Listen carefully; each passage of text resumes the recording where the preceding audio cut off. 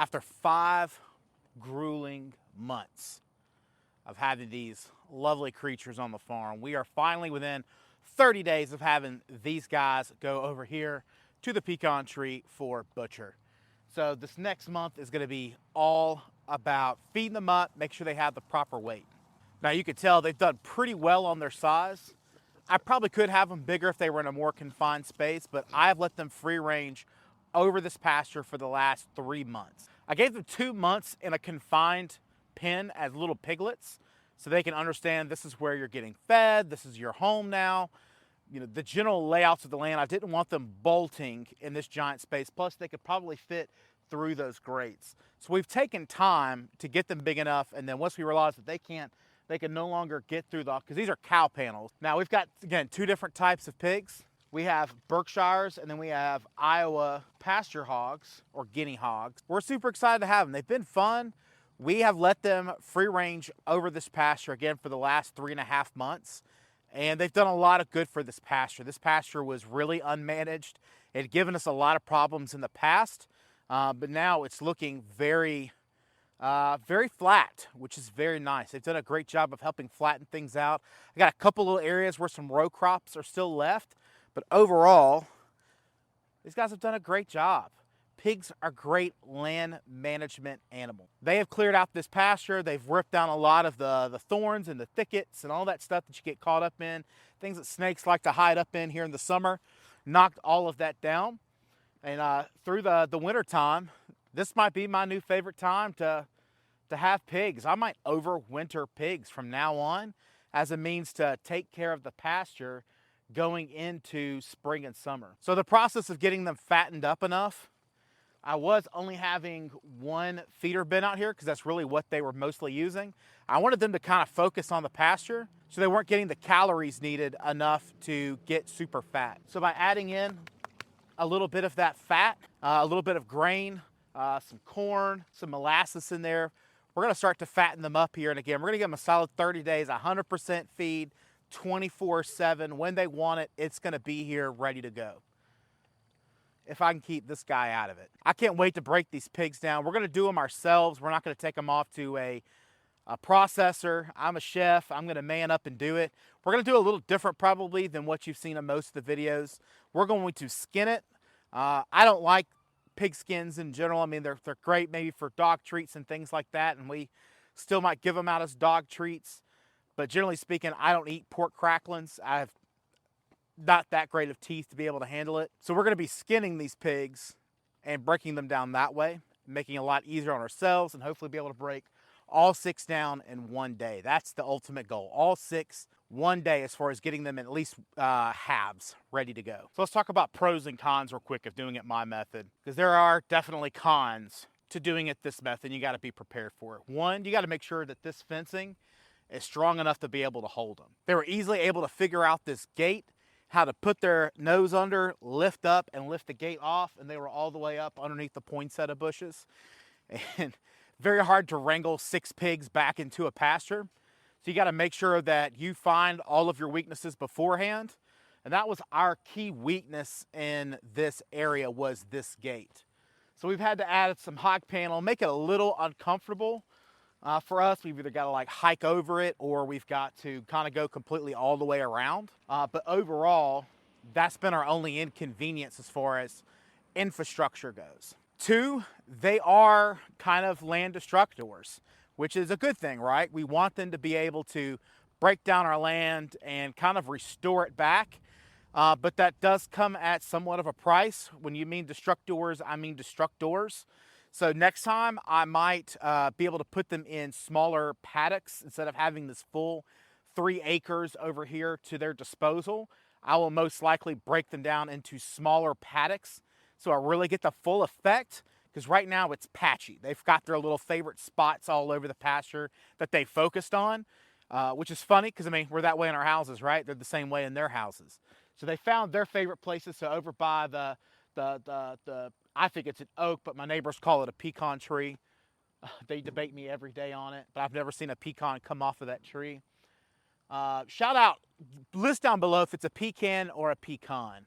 Interested in your response. That was the great debate the other day when I talked about the tree. But they've made themselves home over here. Around the pasture themselves, they've got patches where they've knocked over. They've done a really good job tilling it. There's some other areas where you can still kind of see the row crop structure that used to be here, but we're slowly removing it by using these pigs. What's also helping the pigs is that we had a huge drought last summer.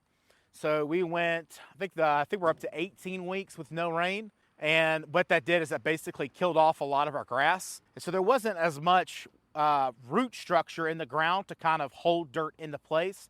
We've had a couple of very hard rains here recently, and that's also kind of helped mash it down a little bit. And as they're trampling over it and everything, that kind of compresses it down. We are going to come through and have a buddy with our neighbor with a tractor, and he's going to come through and he's going to probably either till it and just to kind of get the ground flipped, and we're going to flatten it out. It's been a fight to get this pasture managed. The other pasture, because it has so many goats, sheep, it has such a variety of animals on it, it's a little bit easier to manage because different animals kind of go after different things in the pasture. So overall, it helps maintain the pasture very well. Other than the goats sticking their heads out trying to get the brush, grass is always greener on the other side for a goat. So other than the goats sticking their heads through the fencing, there's not been any test of the infrastructure over there at all. It's still intact, almost as good as day one. But this pasture overall is doing really well. We do have one area. Now, I think it's because, again, we're coming through the winter. We have overwintered these pigs. They have been able to take the cold weather.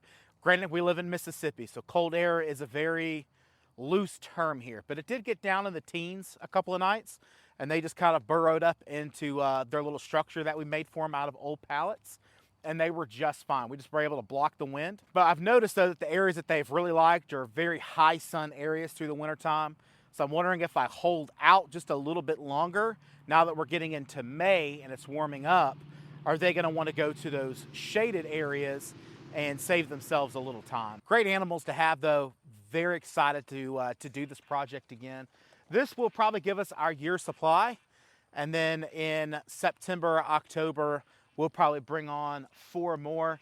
Now these little guys right here, these little Idahos, they still have some time, and they still got another year on the property before they get up to full size, believe it or not. But all of the Berkshires, our ladies right here, these will all be ready to go. So part of that con is again, they're focusing in on specific areas that they like to lay in, and they will burrow in those areas if they're left in that area for too long, or, you know, it's the sweet spot, if you will. Our third con that we've had in this pasture in particular is that there was lots of debris that's underneath the grass layer. So I have a highway right here, and on the other side of the property, I'm butted up against another highway over there. So there's just constantly trash flowing into my yard.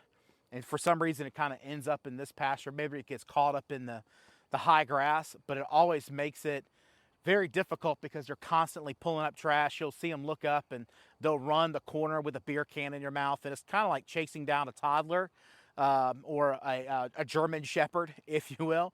They'll take off running, and they're actually very difficult to catch and get that beer can out of their mouth when somebody chunks a beer can on the side of the road. The other difficulty that we've had, particularly with these pigs, and it's not the pig's fault, is that guy right there. He's not been very friendly. He is a neighbor's donkey. He's not ours, though he's been on our property for almost 3 years now.